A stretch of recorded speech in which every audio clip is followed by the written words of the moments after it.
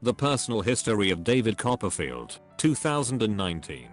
A fresh perspective on Charles Dickens' favorite of his own novels, from co-writer/director Armando Iannucci, best known for sitcom The Thick of It, its spin-off movie In the Loop, and The Death of Stalin.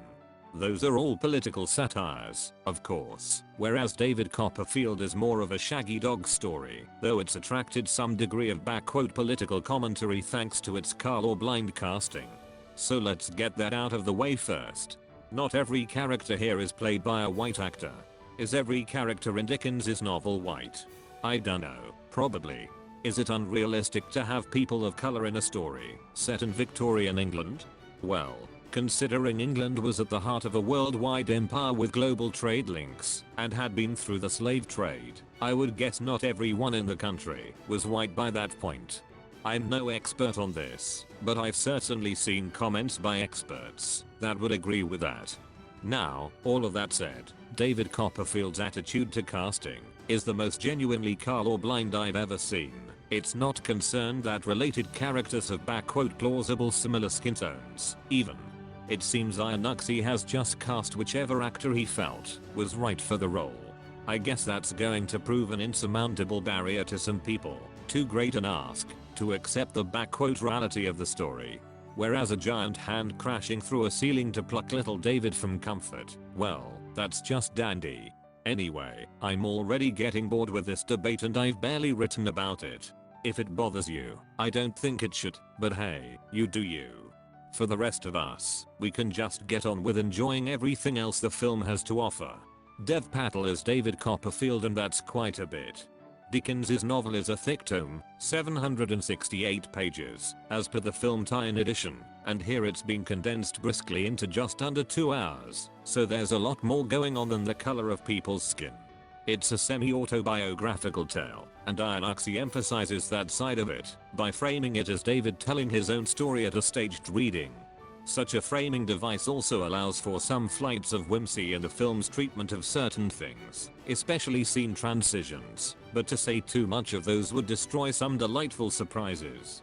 Trust that Iannucci is doing more than just showing off or messing around, however, instead establishing a style that allows for a neat twist or two later on. I don't know how thoroughly the film adapts those 768 pages, but it feels like it's trying to cram in as much as possible.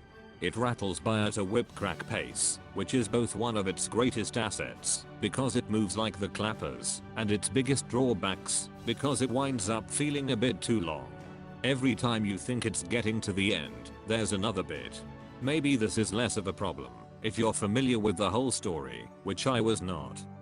This is a minor complaint, though, because while those 119 minutes may be a few more than seems strictly necessary, what's within them is frequently riotously funny.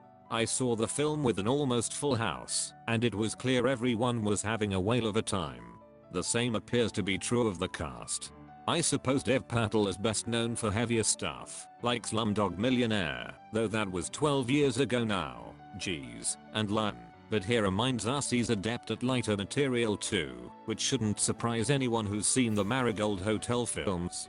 Elsewise, the extensive and sublime supporting cast vie for attention in an array of standout performances.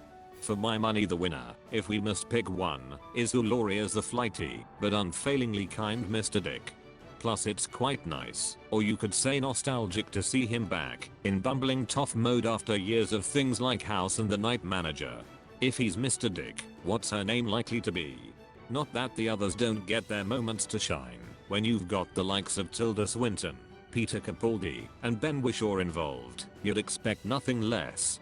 I could go on listing recognizable names, for there are plenty here, but you can always just read the cast list for yourself. One of the most noteworthy is Morfydd Clark in a dual role, one of which likes to mainly talk through her dog. I suspect this may be another stop on her path to stardom.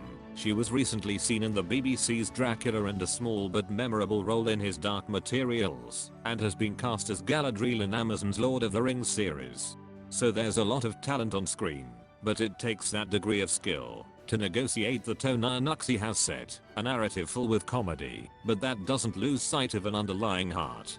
Indeed, the degree of humor is a welcome counterpoint to the machinations of the plot, which contain an array of miseries when looked at objectively: death, loss of home, betrayal, and so on.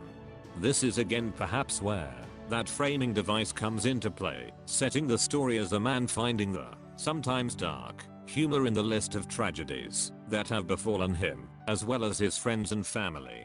David's predilection for storytelling is an important through line, and the film's affection for the emotional power of the act of writing is sure to make it a favorite for many authors, and Warnabes